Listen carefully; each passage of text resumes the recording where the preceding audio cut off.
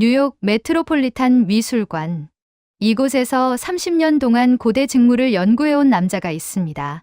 그의 이름은 데이비드 헌터 박사. 이집트의 세마포부터 로마의 자주색 천까지 천년 묵은 실 한 홀에서도 역사를 읽어내는 직물학의 거장입니다. 지난 봄 그는 동료로부터 한 통의 이메일을 받았습니다. 첨부된 건 단 한 장의 사진. 극동의 한 나라에서 온 전통 복식이었습니다. 그는 그저 예의상 열어봤습니다. 하지만 그 사진을 본 순간 그의 30년 확신이 흔들리기 시작했습니다. 어떻게 8,000km나 떨어진 두 문명이 똑같은 색을, 똑같은 문양을, 그리고 똑같은 상징을 사용할 수 있었을까요? 이것은 단순한 우연이었을까요? 아니면 역사가 우리에게 감춰온 무언가가 있는 걸까요? 잠깐 1초만 투자해서 좋아요와 구독 눌러주시면 영상 제작에 많은 도움이 돼요. 안녕하세요. 저는 데이비드 헌터라고 합니다. 뉴욕 메트로폴리탄 미술관에서 30년간 고대 직물을 연구해온 큐레이터입니다. 정확히는 고대 근동 지역과 지중해 연안 문명의 섬유와 직조 기술을 전문으로 다루고 있습니다. 오늘 제가 여러분께 들려드릴 이야기는 제 30년 학자 인생을 완전히 뒤흔들어 놓은 경험에 관한 것입니다. 처음엔 정말 단순한 자문 요청이었습니다. 동료 큐레이터가 보낸 이메일 한 통과 첨부된 사진 몇 장이 전부였습니다. 그러나 그 한 장의 사진이 제 모든 확신을, 제가 쌓아올린 학문적 토대를 송두리째 무너뜨릴 줄은 그때는 꿈에도 몰랐습니다. 저는 고대 근동과 지중해 문명의 직물을 전문으로 연구해왔습니다. 구체적으로 말씀드리자면 이집트의 세마포, 로마 제국의 자주색 천, 바빌론의 금실로 짠 직물들, 페르시아의 양탄자, 그리스의 키톤에 사용된 염색 기법들을 직접 손으로 만지고 현미경으로 들여다보며 수십 년을 보냈습니다. 제 연구실 책장에는 고대 염색 기법에 관한 논문들이 가득 차 있고 벽면 선반에는 각종 천연 염료 샘플들이 유리병에 담겨 정리되어 있습니다. 컴퓨터 하드디스크에는 수천 장의 직물 현미경 사진들이 연도별로, 지역별로, 섬유 종류별로 분류되어 저장되어 있습니다. 저는 천을 보면 그 시대를, 그 문명을, 그 사람들의 손길을 읽어낼 수 있습니다. 실에 꼬인 방향을 보면 어느 지역에서 만들어졌는지 알 수 있고 염료의 발색을 보면 어떤 식물이나 광물을 사용했는지 추정할 수 있습니다. 적어도 저는 그렇게 믿어왔습니다. 들의 전문성을 의심해 본 적이 없었습니다. 그 중에서도 제게 가장 흥미로우면서도 동시에 가장 좌절스러웠던 주제가 하나 있었습니다. 바로 성경에 기록된 제사장의 옷이었습니다. 출애굽기 28장에는 대제사장이 입어야 할 옷에 대한 매우 구체적이고 상세한 묘사가 나옵니다. 단순한 설명이 아니라 거의 제작 매뉴얼 수준의 정밀한 기록입니다. 청색실과 자색실, 홍색실, 그리고 금실로 정교하게 짜야 한다고 했습니다. 12개의 보석을 박은 흉패를 가슴에 달아야 하고 옷자락에는 석류 문양을 수놓고 금방울을 달아야 한다고 기록되어 있습니다. 심지어 어떤 보석을 어떤 순서로 배치해야 하는지, 몇 줄로 나누어 박아야 하는지까지 명시되어 있습니다. 학부생 시절 처음 이 구절을 읽었을 때 저는 완전히 매료되었습니다. 21살의 젊은 학생이었던 저는 밤새도록 그 구절들을 반복해서 읽었습니다. 얼마나 아름다운 옷이었을까요? 어떤 색이었을까요? 어떤 질감이었을까요? 햇빛을 받으면 어떻게 빛났을까요? 걸을 때마다 금방울이 내는 소리는 어땠을까요? 저는 그 옷을 실제로 보고 싶었습니다. 만지고 싶었습니다. 직접 현미경으로 들여다보고 싶었습니다. 그래서 대학 도서관에서 고고학 저널들을 뒤지기 시작했습니다. 이스라엘 발굴 현장 보고서를, 예루살렘 박물관 소장품 목록을, 대형 박물관 고대 섬유 컬렉션을 샅샅이 찾아봤습니다. 일주일 내내 도서관에 틀어박혀 자료를 찾았습니다. 그러나 찾을 수 없었습니다. 그 어디에도 없었습니다. 성전은 기원전 586년 바빌론 왕 느부갓네살에 의해 파괴되었고 기원 후 70년 로마 황제 티투스의 군대에 의해 다시 한번 완전히 파괴되었습니다. 그 긴 세월 동안 2600년이 넘는 시간 동안 제사장의 옷은 흔적도 없이 사라져버렸습니다. 단 한 조각의 천도, 단 하나의 실마리도, 심지어 그것을 본 사람의 구체적인 증언조차 남아있지 않았습니다. 요세푸스의 기록에 간략한 언급이 있을 뿐이었습니다. 석사 과정을 밟으면서 저는 점차 냉혹한 현실을 받아들이게 되었습니다. 학자로서 감상적인 기대를 버리고 과학적인 태도를 가져야 했습니다. 아마도 그 옷은 실제로 존재하지 않았을 것이라고요. 성경의 기록은 종교적 상징이지 역사적 사실이 아닐 거라고 생각하게 되었습니다. 고대 기술로는 그렇게 정교한 염색과 직조가 불가능했을 거라고 판단했습니다. 특히 그 유명한 청색 염료인 테켈렛은 제조법이 완전히 실전되어 지금까지도 정확한 색을 재현하지 못하고 있습니다. 수많은 학자들이 지중해의 고둥종들을 연구했지만 그 신비로운 청색을 되살리는 데는 실패했습니다. 자색 염료인 아르가만 역시 마찬가지입니다. 고대 페니키아인들이 사용했던 고둥 염료의 비밀은 로마 제국이 멸망하면서 역사 속으로 완전히 사라졌습니다. 박사 과정에서 저는 이집트의 직물 기술을 집중적으로 연구했습니다. 카이로 박물관과 협력하여 파라오의 미라를 감쌌던 세마포를 직접 분석하는 기회를 얻었습니다. 투탕카멘의 무덤에서 발견된 직물도 다룰 수 있었습니다. 놀랍도록 정교했습니다. 센티미터당 500올 이상의 밀도로 짜여진 천도 있었습니다. 현대의 고급 린넨과 비교해도 전혀 뒤지지 않는 품질이었습니다. 이집트인들의 기술력에 감탄하지 않을 수 없었습니다.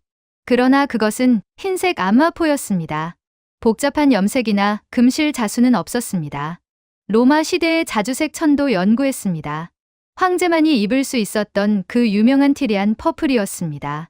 폼페이 유적에서 발견된 자주색 천 조각을 분석한 적도 있습니다. 정말 아름다웠습니다. 깊고 고귀한 색이었습니다. 왜 황제들이 그토록 집착했는지 이해할 수 있었습니다. 그러나 그것 역시 단색이었습니다. 다색 직조나 보석 장식은 없었습니다. 제 결론은 점점 더 명확해졌습니다. 성경이 묘사한 대제사장의 옷은 이상화된 텍스트일 뿐 실제로 구현된 적 없는 신화적 의복이라는 것이었습니다. 종교적 이상을 표현한 문학적 장치였을 뿐이라고 생각했습니다. 저는 그렇게 박사 논문을 썼고 그 논문으로 학위를 받았습니다. 논문 제목은 고대 근동제의 복식의 상징성과 실존성 연구였습니다. 메트로폴리탄 미술관의 큐레이터로 취직한 후에도 저는 같은 입장을 고수했습니다. 학회에서 발표할 때마다 같은 주장을 되풀이했습니다. 제 연구실을 찾아오는 학생들에게 저는 늘 엄격하게 이렇게 가르쳤습니다. 우리는 과학자입니다. 증거를 다루는 사람들입니다. 감정이나 믿음이 아니라 물리적 증거로 말해야 합니다. 물리적 증거가 없는 것은 신화입니다.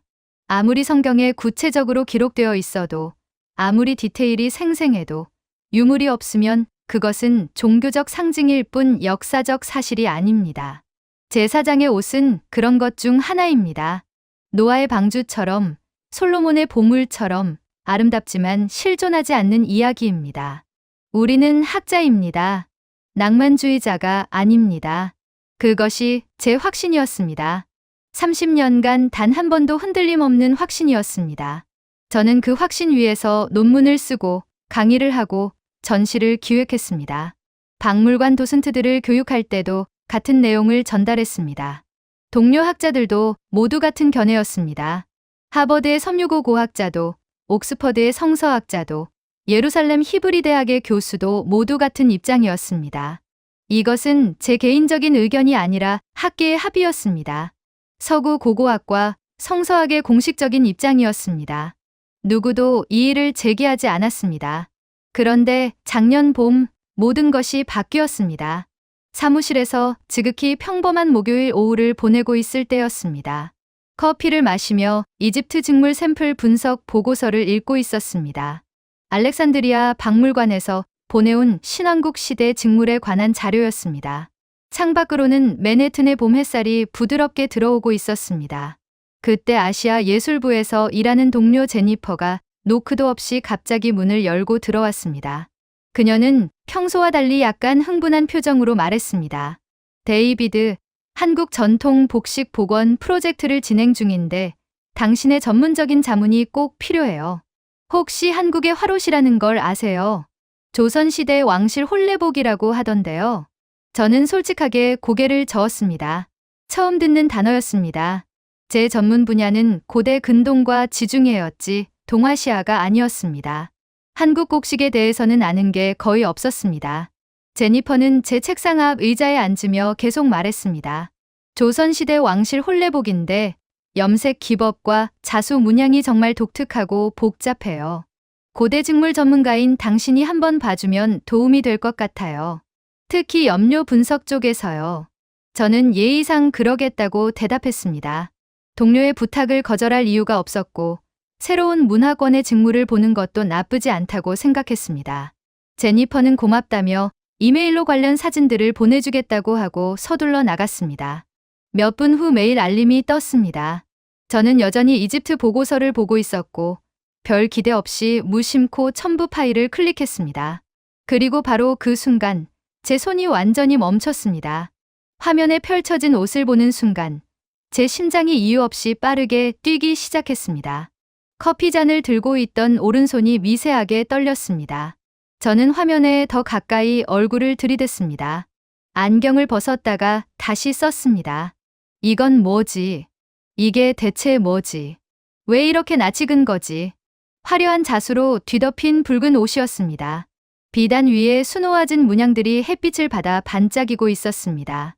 그런데 제 눈을 강하게 사로잡은 것은 화려함 그 자체가 아니었습니다. 색이었습니다. 옷의 가장자리와 소매 부분, 그리고 핵심 문양 부분에 반복적으로 나타나는 세 가지 색이었습니다. 청색, 자색, 홍색. 저는 순간 숨을 멈췄습니다. 이 세 가지 색의 조합을 저는 너무나 잘 알고 있었습니다. 30년간 연구해온 바로 그 색들이었습니다. 성경 출애굽기 28장 5절에 기록된 바로 그 색들이었습니다.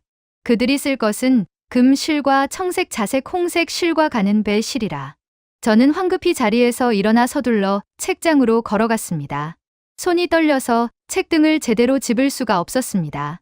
겨우 성경 원문 사본을 꺼냈습니다. 히브리어 원문이 적힌 페이지를 펼쳤습니다. 출애굽기 28장을 찾았습니다. 손가락으로 글자를 따라가며 확인했습니다.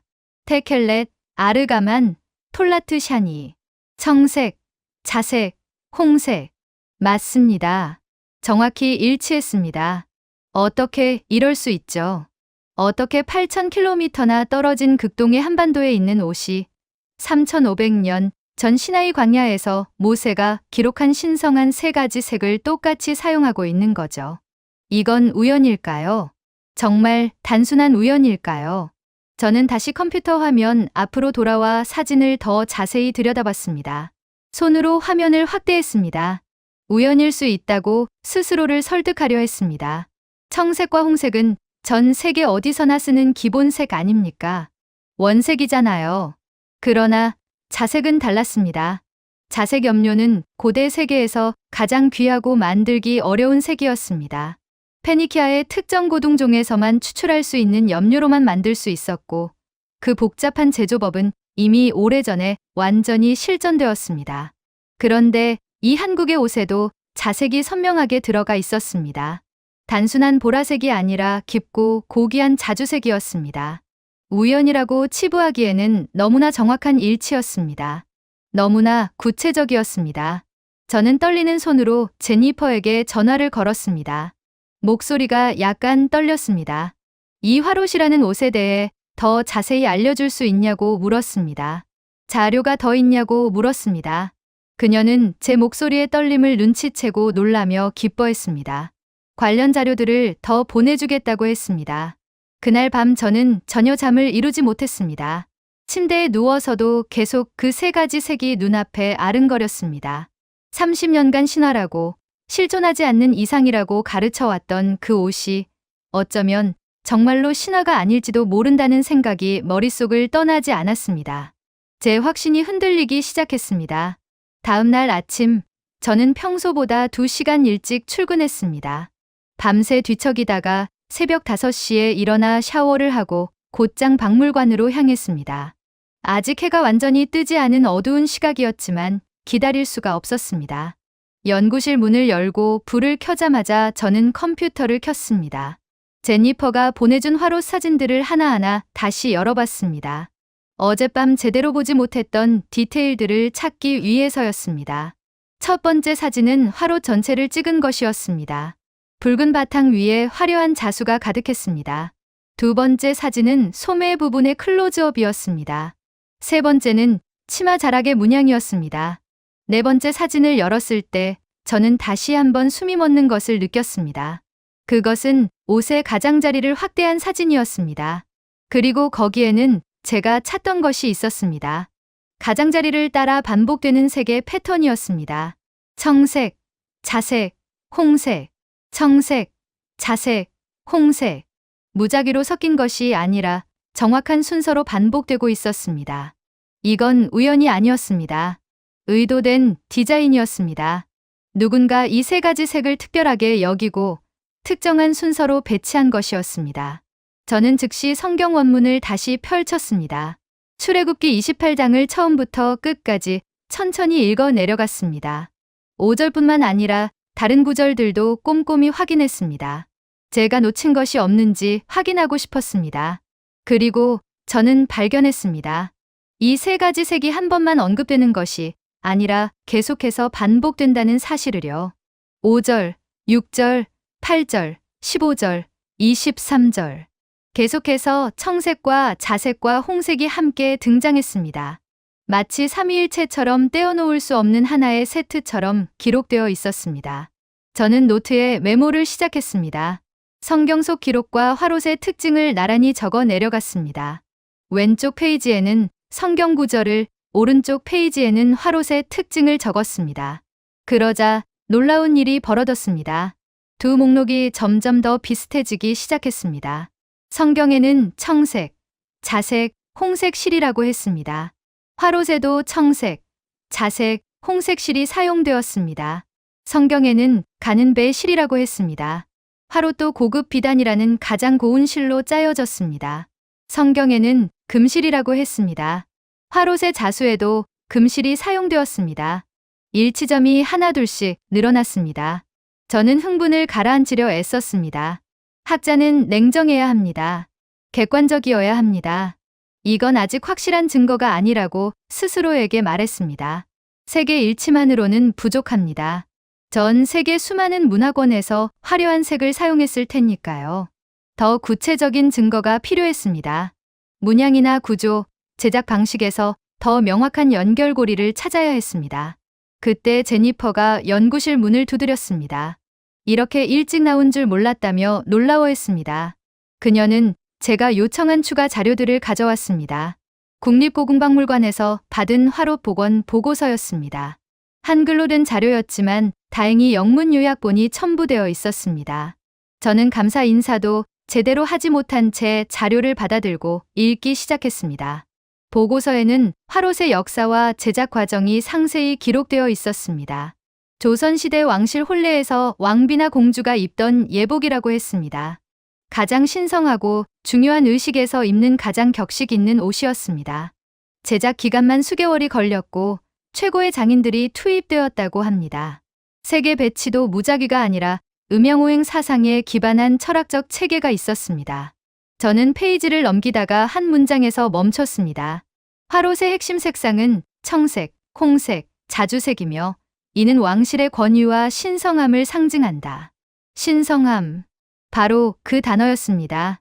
성경에서도 대제사장의 옷은 신성함의 상징이었습니다.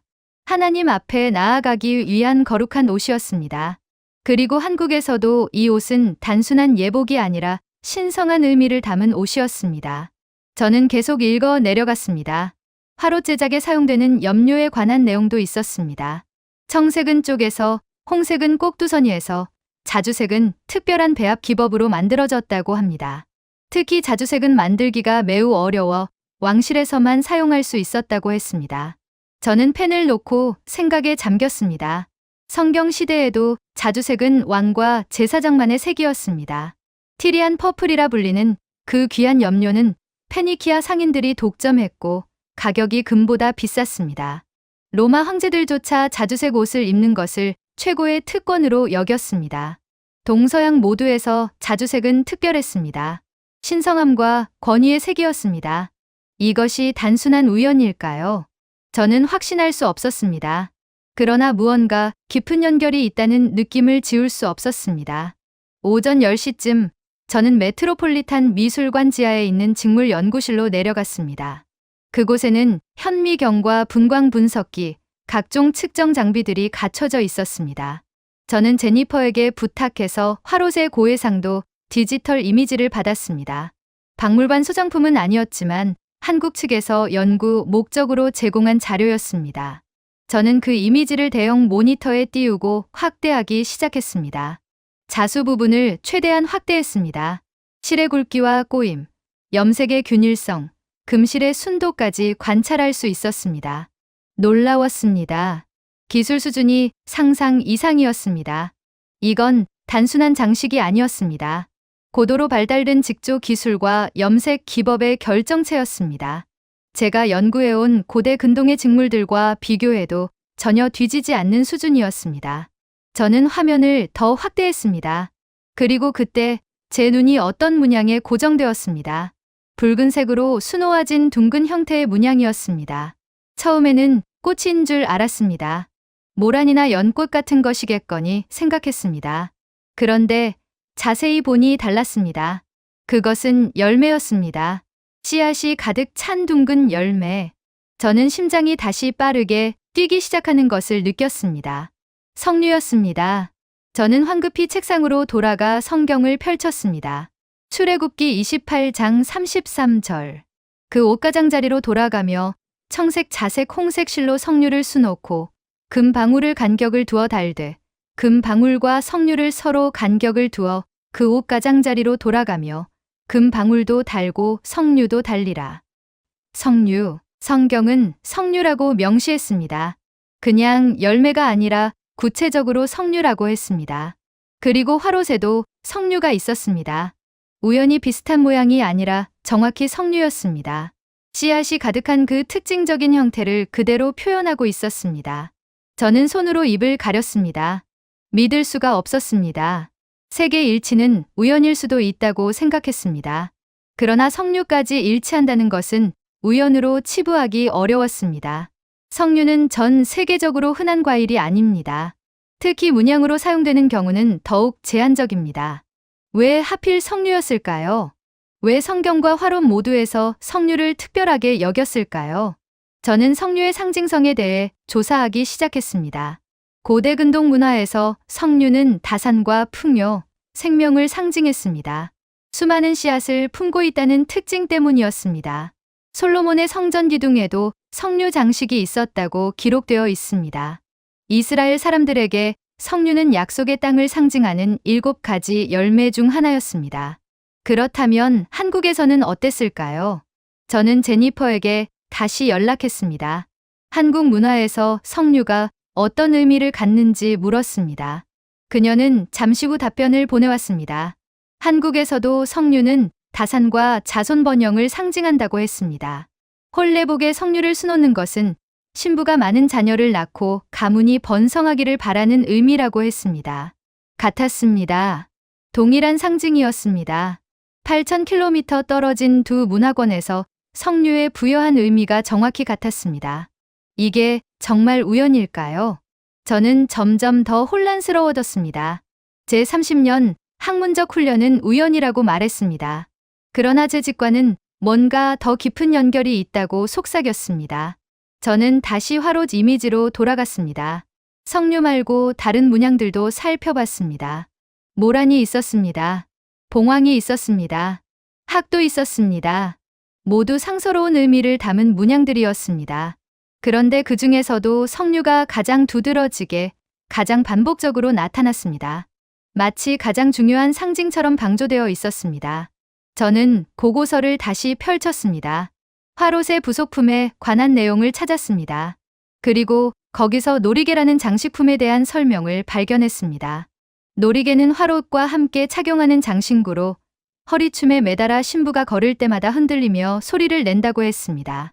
특히 삼장놀이개라는 것은 세 가닥으로 이루어져 있고 각 가닥 끝에 장식과 함께 작은 방울이 달려 있다고 했습니다. 방울, 저는 다시 성경으로 돌아갔습니다. 출애굽기 28장 33절부터 35절까지 읽었습니다.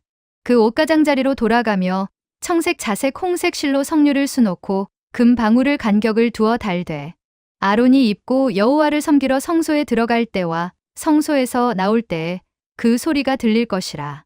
금 방울 소리. 성경은 대제사장이 성소에 들어갈 때 방울 소리가 나야 한다고 명시했습니다. 그 소리로 제사장이 살아있음을, 하나님께서 그를 받으셨음을 확인했다고 전해집니다. 소리는 단순한 장식이 아니라 생명과 신성함의 표지였습니다. 그리고 화롯에도 방울이 있었습니다. 신부가 걸을 때마다 놀이개의 방울들이 흔들리며 맑은 소리를 냈습니다. 그 소리는 무엇을 의미했을까요? 단순한 장식음이었을까요? 아니면 더 깊은 의미가 있었을까요? 저는 의자에 깊숙이 몸을 기댔습니다. 머리가 복잡했습니다. 지금까지 발견한 것들을 정리해봤습니다. 첫째, 색, 청색, 자색, 홍색이라는 동일한 세 가지 색의 조합. 둘째, 재료, 금실과 고급 섬유의 사용. 셋째, 문양, 성류라는 구체적이고 동일한 상징. 넷째, 소리, 방울을 통한 청각적 요소. 다섯째, 의미, 신성함과 권위를 상징하는 예복이라는 동일한 위상. 5가지였습니다. 5가지 핵심 요소가 모두 일치했습니다. 이것을 단순한 우연이라고 말할 수 있을까요? 확률적으로 가능한 일일까요? 저는 학자였습니다. 통계를 알았습니다. 이렇게 많은 요소가 동시에 일치할 확률은 천문학적으로 낮았습니다. 그렇다면 설명은 하나뿐이었습니다. 연결, 어떤 형태로든 역사적 연결이 있었다는 것. 고대 이스라엘의 제사장 복식과 조선의 왕실 홀레복 사이에 보이지 않는 실이 이어져 있다는 것. 하지만 어떻게요? 어떤 경로로요? 저는 답을 찾을 수 없었습니다. 역사적 기록은 없었습니다. 고고학적 증거도 없었습니다. 단지 두 옷의 놀라운 유사성만이 눈앞에 있을 뿐이었습니다. 그날 오후 저는 동료 교수 몇 명에게 조심스럽게 이 발견을 공유했습니다. 반응은 제각각이었습니다. 어떤 이는 흥미롭다고 했습니다. 어떤 이는 회의적이었습니다. 또 어떤 이는 우연의 일치라며 일축했습니다. 그러나 아무도 명확한 답을 주지 못했습니다. 저 역시 확신할 수 없었습니다. 그러나 한 가지는 분명했습니다. 제 30년 확신이 흔들리고 있다는 것. 대제사장의 옷이 신화적 상징일 뿐이라는 제 믿음에 균열이 생기고 있다는 것. 그리고 그 균열은 점점 더 커지고 있었습니다. 저는 그날 밤 늦게까지 연구실에 남아 있었습니다. 화롯의 모든 사진을 프린트해서 벽에 붙였습니다. 그리고 그 옆에 성경 구절들을 적은 메모지를 나란히 붙였습니다. 한 발짝 뒤로 물러나 전체를 바라봤습니다. 벽에는 2개의 세계가 나란히 걸려 있었습니다. 3500년 전 시나이 광야의 성막과 수백 년 전 한양 궁궐의 혼례식, 모세와 아론의 시대와 조선 왕조의 시대, 히브리, 문자와 한글, 그렇게 멀리 떨어진 두 세계가 이상하게도 하나의 실로 연결되어 있는 것처럼 보였습니다. 그 실의 이름이 무엇인지 저는 아직 몰랐습니다. 그러나 그것이 존재한다는 것만은 점점 더 확실해지고 있었습니다. 그날 밤 집에 돌아와서도 저는 잠을 이룰 수 없었습니다. 침대에 누워 천장을 바라보며 계속 생각했습니다. 색과 성류, 그리고 방울. 이 3가지 요소의 일치가 우연이 아니라면 대체 무엇을 의미하는 걸까요? 어떤 역사적 과정을 거쳐 이런 놀라운 유사성이 만들어진 걸까요? 저는 답을 찾고 싶었습니다.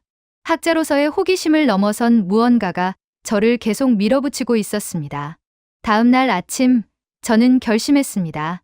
이 문제를 제대로 파헤쳐 보기로요. 단순한 호기심으로 끝낼 수 없었습니다. 만약 정말로 연결고리가 있다면 그것은 직물사 연구에 있어서 엄청난 발견이 될 것이었습니다. 반대로 제가 틀렸다면 그것 역시 확실히 증명해야 했습니다. 학자는 의문을 품는 것만으로는 부족합니다.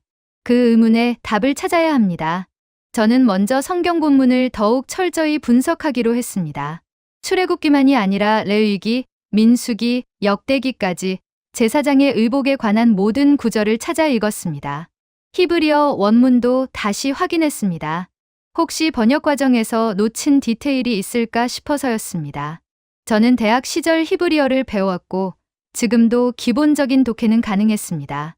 원문을 읽으며 저는 새로운 사실들을 발견하기 시작했습니다. 석류와 방울의 배치가 무작위가 아니었다는 것을요. 성경은 매우 구체적으로 석류 하나, 금 방울 하나, 석류 하나, 금 방울 하나를 번갈아 달라고 명시했습니다. 이것은 단순한 장식이 아니라 정교한 디자인 시스템이었습니다. 의도적인 패턴이었습니다. 누군가 이 패턴을 설계했고 그것을 정확히 따르도록 지시했습니다. 왜 그랬을까요? 왜 석류와 방울을 번갈아 달아야 했을까요? 저는 유대교 랍비들의 주석서를 찾아봤습니다. 탈무드와 미드라쉬에 나오는 해석들을 읽었습니다. 랍비들은 석류를 율법의 상징으로 해석했습니다. 석류 안에 613개의 씨앗이 있고 이는 토라의 613개 계명과 같다고 설명했습니다. 방울은 그 율법의 선포를 상징한다고 했습니다. 시각적 상징과 청각적 상징의 완벽한 조화였습니다. 그렇다면 화롯은 어떨까요? 저는 다시 한국 자료들을 뒤지기 시작했습니다. 제니퍼의 도움으로 더 많은 문헌을 구할 수 있었습니다. 조선시대 궁중의례에 관한 책들, 혼례 절차를 기록한 문서들, 복식 제도를 설명한 자료들을 읽었습니다. 영문 번역본이 없는 것들은 전문 번역가를 고용해서 번역을 받았습니다. 그리고 저는 놀라운 기록을 발견했습니다. 화롯의 문양 배치에도 엄격한 규칙이 있었다는 것을요. 어디에 석류를 놓고 어디에 모란을 놓을지, 어떤 순서로 배치할지가 모두 정해져 있었습니다. 왕실 장인들은 이 규칙을 철저히 따라야 했고 조금이라도 어긋나면 다시 만들어야 했습니다. 이것 역시 무작위가 아니라 체계적인 디자인이었습니다. 더욱 놀라운 것은 놀이개의 방울 개수였습니다. 3장 놀이개는 정확히 3개의 방울을 달았습니다. 5장 놀이개는 5개였습니다. 7장 놀이개는 7개였습니다. 모두 홀수였습니다. 왜 홀수였을까요? 한국의 음양사상에서 홀수는 양을 상징하고 양은 하늘과 신성함을 의미한다고 했습니다. 방울의 개수조차 철학적 의미를 담고 있었습니다. 저는 메트로폴리탄 미술관의 악기 부서에 있는 동료에게 연락했습니다. 고대종과 방울에 관한 전문가였습니다. 그에게 물었습니다. 종교의식에서 방울이나 종이 갖는 의미가 무엇인지요? 그는 흥미로운 답변을 해주었습니다. 거의 모든 고대 문화권에서 방울 소리는 악령을 쫓고 신성한 공간을 보호하는 역할을 했다고 합니다. 이집트, 메소포타미아, 그리스, 로마 할 것 없이 제사장들은 방울을 착용했습니다. 그렇다면 성경의 금방울도 같은 의미였을까요? 저는 다시 유대교 전통을 연구했습니다. 그리고 흥미로운 설명을 발견했습니다. 대제사장이 지성소에 들어갈 때 방울 소리가 나야 하는 이유는 그가 살아있음을 밖에서 확인하기 위해서였다고 합니다. 지성소는 너무나 거룩한 곳이어서 부정한 자가 들어가면 즉시 죽는다고 믿었습니다. 따라서 방울 소리가 계속 들리면 하나님께서 그 제사장을 받으신 것이고 소리가 멈추면 문제가 생긴 것이었습니다. 방울 소리는 생명의 증표였습니다. 신성함의 표지였습니다. 하나님과 인간 사이의 소통이었습니다. 단순한 장식음이 아니라 신학적 의미를 담은 소리였습니다. 그렇다면 화롯의 방울은 어땠을까요? 저는 한국 혼례 의식에 관한 더 깊은 연구를 시작했습니다. 그리고 알게 되었습니다. 조선시대 혼례는 단순한 결혼식이 아니라 하나의 신성한 의식이었다는 것을요. 신부는 혼례를 통해 새로운 가문의 일원이 되고 조상신 앞에 인정받는 존재가 됩니다. 그녀가 입는 화롯은 그 신성한 전이의 순간을 표현하는 의복이었습니다. 그리고 놀이개의 방울 소리는 신부의 걸음을 알리는 소리였습니다. 그녀가 움직일 때마다 방울이 울렸고 그 소리로 사람들은 신부가 온다는 것을 알았습니다. 보이지 않아도 소리로 존재를 알렸습니다. 이것은 대제사장의 금방울과 놀랍도록 유사한 기능이었습니다. 저는 점점 더 확신하게 되었습니다. 이것은 우연이 아니라고요. 너무나 많은 것들이 일치했습니다. 색깔, 재료, 문양, 소리, 그리고 그것들이 갖는 상징적 의미까지. 이 모든 것이 동시에 우연히 일치할 수는 없었습니다. 어느 날 오후 저는 박물관 도서관에서 고대 실크로드에 관한 책을 읽고 있었습니다. 혹시 직물교역의 역사에서 힌트를 찾을 수 있을까 싶어서였습니다. 그러다가 한 구절에서 멈췄습니다. 기원전 8세기경 아시리아에 의해 북이스라엘 왕국이 멸망하고 10지파가 포로로 끌려갔다. 이들은 동쪽으로 이동했고 일부는 페르시아를 거쳐 더 멀리 이동했을 가능성이 있다. 잃어버린 10지파. 저는 이 이야기를 알고 있었습니다. 기원전 722년 아시리아 왕 살마네셀이 북이스라엘을 정복하고 백성들을 강제로 이주시켰습니다. 성경은 그들이 할라와 하볼과 고산 하수가와 메대 사람의 여러 고을로 끌려갔다고 기록합니다. 그 후 그들의 행적은 역사에서 사라집니다. 어디로 갔는지 아무도 모릅니다. 수많은 학자들이 잃어버린 10지파의 행방을 추적했습니다. 어떤 이들은 아프가니스탄에 정착했다고 주장했습니다. 어떤 이들은 인도로 갔다고 했습니다. 심지어 아메리카 대륙까지 갔다는 주장도 있었습니다. 그러나 확실한 증거는 없었습니다. 모두 추측과 전설일 뿐이었습니다. 그런데 정말 만약에 그들 중 일부가 더 동쪽으로 갔다면 어떨까요? 페르시아를 거쳐 중앙아시아로, 그리고 더 나아가 동아시아로 이동했다면 어떨까요? 그들이 자신들의 문화와 전통, 그리고 신앙의 상징들을 가지고 갔다면 어떨까요? 저는 고개를 저었습니다. 너무 비약적인 생각이었습니다. 증거가 없었습니다. 고고학적 유물도, 문헌 기록도, 유전학적 증거도 없었습니다. 단지 두 옷의 유사성만으로 이런 거대한 역사적 이동을 추측할 수는 없었습니다.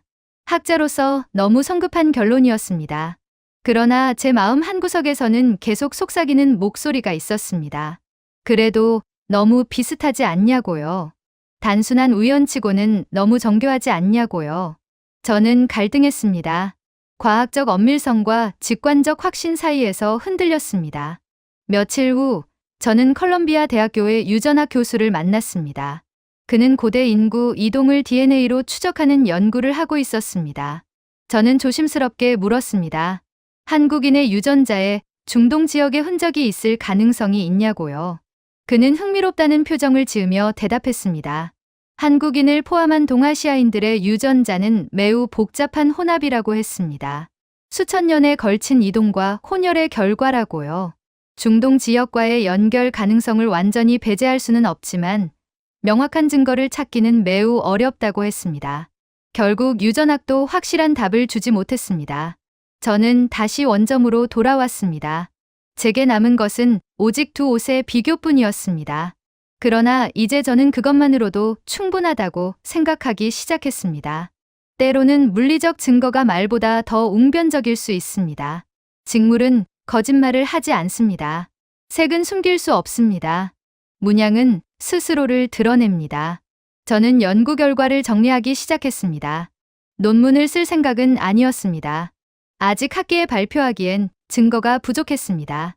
그러나 제 자신을 위해, 그리고 혹시 미래의 연구자들을 위해 기록을 남기고 싶었습니다. 저는 화롯과 제사장 복식의 비교표를 만들었습니다. 첫 번째 항목, 색상. 성경은 청색, 자색, 홍색을 명시했습니다. 화롯도 동일한 세 색을 핵심으로 사용했습니다. 일치. 두 번째 항목, 재료. 성경은 금실과 가는 배실을 요구했습니다. 화롯은 금실과 고급 비단을 사용했습니다. 일치. 세 번째 항목, 문양. 성경은 석류를 수놓으라 했습니다. 화롯에도 석류 문양이 있었습니다. 일치. 네 번째 항목, 소리. 성경은 금방울을 달라 했습니다. 화롯은 놀이개에 방울을 달았습니다. 일치. 다섯 번째 항목, 상징. 성경의 옷은 대제사장의 거룩함을 표현했습니다. 화롯은 왕실 혼례의 신성함을 표현했습니다. 일치. 여섯 번째 항목, 제작. 성경은 특별히 선택된 장인이 만들라 했습니다. 화롯도 궁중 최고 장인들이 제작했습니다. 일치. 일곱 번째 항목, 착용. 성경의 옷은 가장 거룩한 의식에만 입었습니다. 화롯도 일생에 한 번뿐인 혼례에만 입었습니다. 일치, 7가지 항목 모두 일치했습니다. 저는 펜을 놓고 종이를 바라봤습니다. 이것을 보고도 우연이라고 말할 수 있을까요? 과연 누가 이것을 단순한 우연으로 치부할 수 있을까요? 저는 창밖을 바라봤습니다. 뉴욕의 겨울해가 서쪽으로 기울고 있었습니다. 센트럴 파크의 나무들이 석양빛에 물들어 있었습니다. 아름다웠습니다. 그러나 저는 그 아름다움을 제대로 감상할 수 없었습니다. 머릿속이 너무 복잡했습니다. 그날 저녁, 저는 오랜만에 기도를 했습니다. 저는 독실한 신자는 아니었습니다. 학자로서 종교와 거리를 두려 노력했습니다. 그러나 그날 밤만큼은 기도할 수밖에 없었습니다.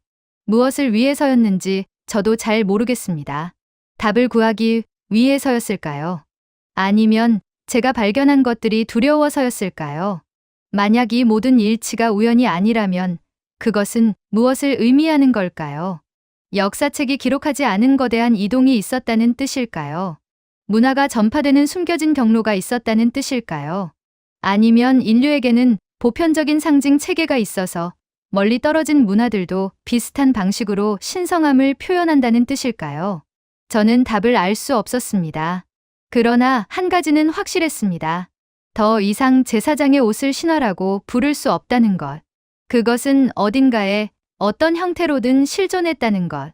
그리고 그 흔적이 8,000km 떨어진 한반도에서 되살아나 있다는 것. 저는 책상 위의 화로 사진을 다시 들여다봤습니다. 청색과 자색과 홍색이 어우러진 그 아름다운 옷을. 석류와 방울로 장식된 그 신성한 옷을. 그리고 조용히 중얼거렸습니다. 이것은 더 이상 신화가 아니다. 이것은 기억이다. 이것은 증거다. 30년간 쌓아올린 제 확신은 완전히 무너졌습니다. 그러나 이상하게도 저는 후회하지 않았습니다. 학자에게 필요한 것은 확신이 아니라 진실이니까요. 그리고 진실은 때로 우리의 모든 확신을 뒤엎습니다. 그로부터 한 달이 지났습니다.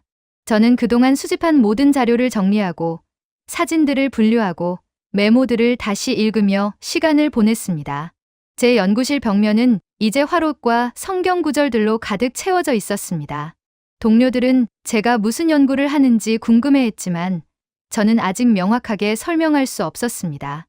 저 자신도 여전히 혼란스러웠으니까요. 그러던 어느 날 제니퍼가 특별한 제안을 했습니다. 한국 전통 혼례 재현 행사가 뉴욕의 한 문화센터에서 열린다는 것이었습니다. 실제 화롯을 입은 신부를 볼 수 있는 기회라고 했습니다. 저는 망설임 없이 참석하겠다고 답했습니다. 사진으로만 보던 그 옷을 실제로, 그것도 착용된 상태로 볼 수 있다니 놓칠 수 없는 기회였습니다. 행사 당일, 저는 이른 아침부터 문화센터로 향했습니다. 맨해튼 미드타운에 있는 작은 건물이었습니다. 이미 많은 사람들이 모여 있었습니다. 대부분 한인 교포들이었지만 서양인들도 제법 보였습니다. 저는 앞쪽 자리에 앉아 무대를 바라봤습니다. 가슴이 두근거렸습니다. 마치 오래전 잃어버린 무언가를 다시 만나러 가는 것 같은 묘한 설렘이었습니다. 음악이 흘러나왔습니다. 전통 악기 소리였습니다. 해금과 가야금, 장구의 리듬이 공간을 채웠습니다. 그리고 문이 열리며 신랑이 먼저 입장했습니다. 검은색과 붉은색이 어우러진 전통 의복을 입고 있었습니다. 그 뒤를 따라 신부가 천천히 걸어 나왔습니다. 저는 숨을 멈췄습니다. 붉은 화롯을 입은 신부가 고개를 살짝 숙인 채 한 걸음 한 걸음 조심스럽게 걸어오고 있었습니다. 무대 조명을 받은 화롯의 자수가 반짝이며 빛을 발했습니다. 청색, 자색, 홍색의 실들이 서로 어우러지며 살아 움직이는 것 같았습니다. 석류와 모란, 봉황의 문양들이 신부의 걸음에 맞춰 출렁였습니다. 그리고 소리가 들렸습니다. 땡그랑, 땡그랑. 신부가 걸을 때마다 놀이개의 방울들이 부딪히며 맑은 소리를 냈습니다. 그 소리는 전통 음악 소리 사이로 또렷하게 들렸습니다. 맑고 청아한 소리였습니다. 신부가 살아 숨쉬며 걷고 있다는 것을 알리는 소리였습니다. 저는 그 순간 깨달았습니다. 사진으로 볼 때는 몰랐던 것을요. 이 옷은 단순히 보기 위한 것이 아니었습니다. 이 옷은 입어지고 움직여지고 소리내며 살아 숨쉬어야 하는 것이었습니다. 정적인 전시품이 아니라 동적인 의례의 일부였습니다. 대제사장의 옷도 그랬을 것입니다. 성소를 걸어 들어갈 때마다 금방울이 울리고 석류 문양이 흔들리고 청색과 자색과 홍색이 빛을 받아 반짝였을 것입니다. 신부가 무대 중앙에 섰습니다. 그리고 신랑과 마주 보고 절을 올렸습니다. 관객들은 조용히 그 장면을 지켜봤습니다. 신성한 순간이었습니다. 두 사람이 하나가 되는 순간이었습니다. 그리고 그 순간을 증언하는 것이 바로 화롯이었습니다. 신부가 입은 그 붉은 옷이, 그 청색과 자색과 홍색의 실들이, 그 석류와 방울이 모두 이 순간의 신성함을 말하고 있었습니다. 저는 눈물이 날 것 같았습니다. 왜 그랬는지 저도 정확히 설명할 수 없습니다. 아마도 오래된 무언가가 되살아나는 것을 목격했기 때문일 것입니다. 3500년 전 시나이 광야에서 시작된 어떤 신성함이 시간과 공간을 넘어 지금 이 순간 뉴욕 맨해튼 한복판에서 다시 빛나고 있었습니다. 행사가 끝나고 저는 주최 측에 부탁해서 신부와 잠깐 이야기를 나눌 수 있었습니다. 젊은 한인 여성이었습니다. 저는 물었습니다. 이 옷을 입었을 때 어떤 느낌이 드냐고요. 그녀는 수줍게 웃으며 대답했습니다. 처음 입었을 때는 너무 무겁고 불편하다고 생각했대요. 그런데 막상 혼례 행렬을 걸으며 방울 소리를 들으니 마치 조상들이 함께 걷는 것 같은 느낌이 들었다고 했습니다. 혼자가 아니라는 느낌. 수많은 세대가 이어져 내려온 전통 속에 자신이 서 있다는 느낌.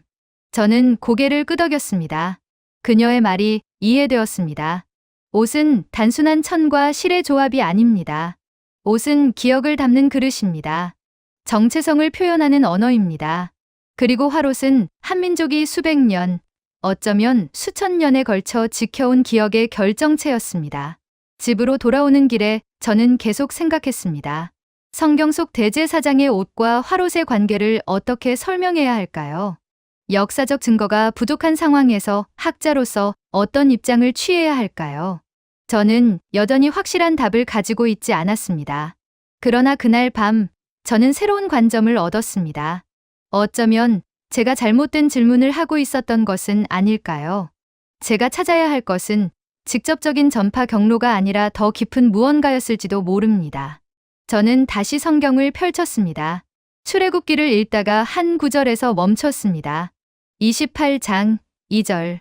너는 내 형 아론을 위하여 거룩한 옷을 지어서 영화롭고 아름답게 할지니라. 영화롭고 아름답게. 원문 히브리어는 레카보드 울티파레트입니다. 영광을 위하여, 그리고 아름다움을 위하여. 이것이 핵심이었습니다. 대제사장의 옷은 단순히 규정을 따르기 위한 것이 아니었습니다. 그것은 하나님의 영광을 표현하고 인간이 만들 수 있는 가장 아름다운 것을 바치기 위한 것이었습니다. 최고의 색깔, 최고의 재료, 최고의 기술, 최고의 디자인. 모든 최고의 것들을 모아 만든 옷이었습니다. 그렇다면 화롯은 어떨까요? 저는 한국 문화에 대해 더 공부하기 시작했습니다. 그리고 알게 되었습니다. 조선시대 혼례는 단순한 결혼식이 아니라 천지신명께 고하는 의식이었다는 것을요.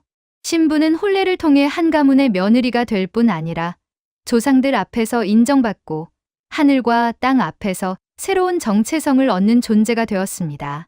그리고 화롯은 바로 그 신성한 전환의 순간을 위한 옷이었습니다. 따라서 최고의 색깔, 최고의 비단, 최고의 자수, 최고의 장인이 필요했습니다. 이것 역시 영광과 아름다움을 위한 옷이었습니다. 저는 깨달았습니다. 직접적인 전파 경로를 찾을 수 없더라도 이 두 옷이 공유하는 것은 분명히 있다고요. 그것은 신성한 것 앞에서 인간이 보일 수 있는 최선의 정성이었습니다. 가장 아름다운 것을 바치려는 마음이었습니다. 그리고 그 마음이 놀랍도록 비슷한 형태로 표현되었다는 것이었습니다. 어쩌면 이것이 답일지도 모릅니다. 인류에게는 보편적인 미적 감각이 있고 신성함을 표현하는 공통된 언어가 있다는 것. 청색과 자색과 홍색이라는 조합, 석류라는 생명의 상징, 방울이라는 소리의 매개체. 이것들은 문화를 초월한 인류 공통의 신성한 어휘인지도 모릅니다. 그러나 동시에 저는 다른 가능성도 배제할 수 없었습니다. 혹시 정말로 어떤 역사적 연결이 있었을 가능성. 잃어버린 10지파의 일부가 동쪽으로 이동하며 그들의 전통을 전했을 가능성.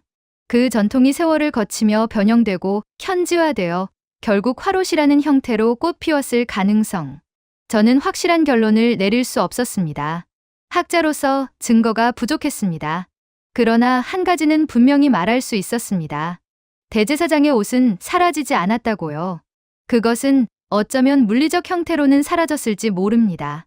바빌론의 불길 속에서, 로마 군대의 약탈 속에서 사라졌을지 모릅니다. 그러나 그 옷이 담고 있던 정신은, 그것이 표현하려 했던 신성함은 사라지지 않았습니다. 그것은 형태를 바꾸어, 이름을 바꾸어, 문화를 바꾸어 살아남았습니다. 청색과 자색과 홍색의 실로, 석류의 문양으로, 방울의 소리로 되살아났습니다. 한반도의 딸들이 일생에 한 번 입는 가장 아름다운 옷 속에서 다시 빛나기 시작했습니다. 그리고 저는 이것이야말로 가장 아름다운 결말이라고 생각했습니다. 성경 시대의 대제사장의 옷은 1년에 한 번, 단 한 사람만이 입을 수 있는 가장 배타적인 옷이었습니다. 지성소에 들어갈 자격이 있는 유일한 사람만이 그 옷을 입었습니다. 그것은 특권이었고 동시에 무거운 책임이었습니다. 그러나 한국인들은 달랐습니다. 그들은 그 신성함을 독점하지 않았습니다. 왕비만을 위한 옷으로 남겨두지 않았습니다. 그들은 그 아름다움과 신성함을 모든 딸들에게 허락했습니다. 양반집 딸이든 평민집 딸이든 모두가 인생의 가장 중요한 날에 그 거룩한 옷을 입을 수 있게 했습니다. 이것은 놀라운 민주화였습니다. 신성함의 민주화였습니다.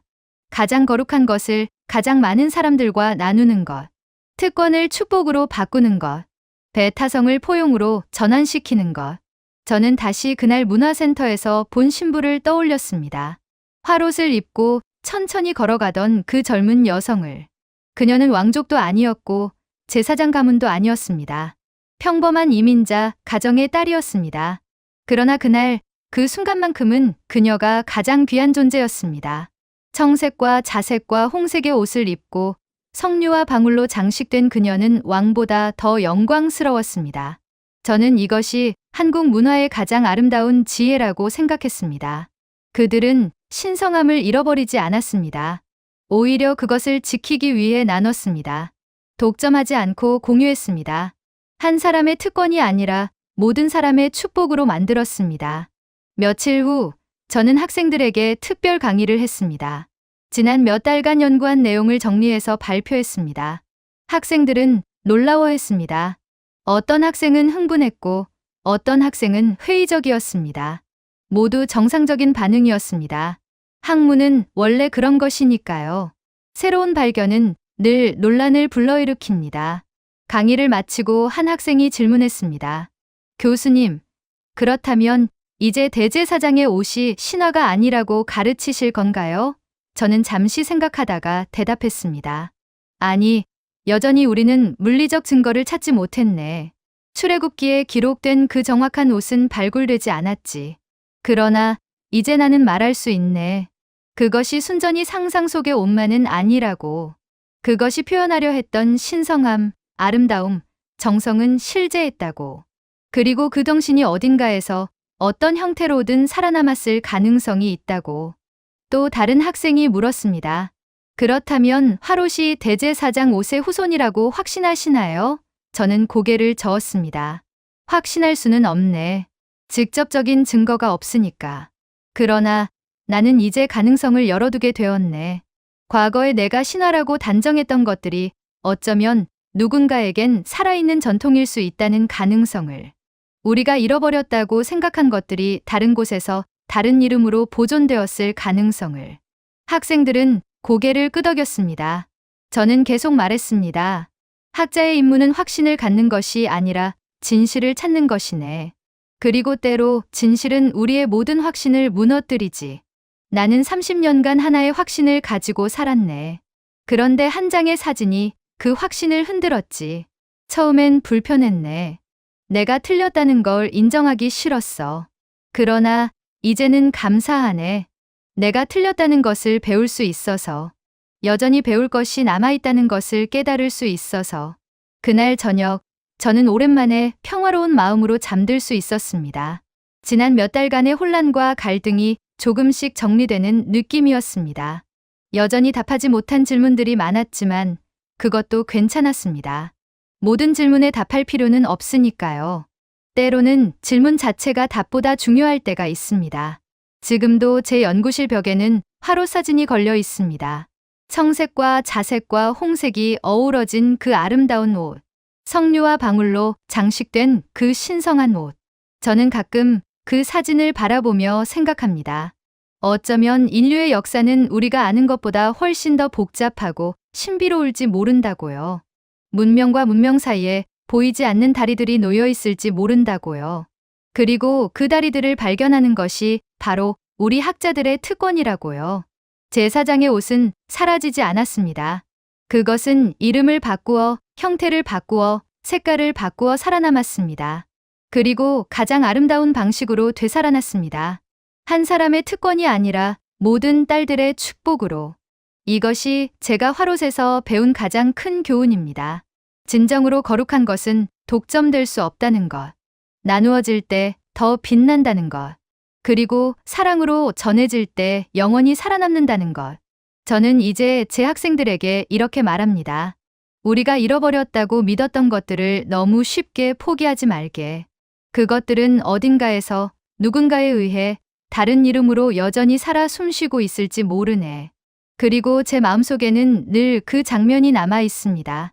화롯을 입은 신부가 천천히 걸어가는 모습. 청색과 자색과 홍색의 실이 햇빛을 받아 반짝이는 장면. 방울 소리가 울려 퍼지는 순간.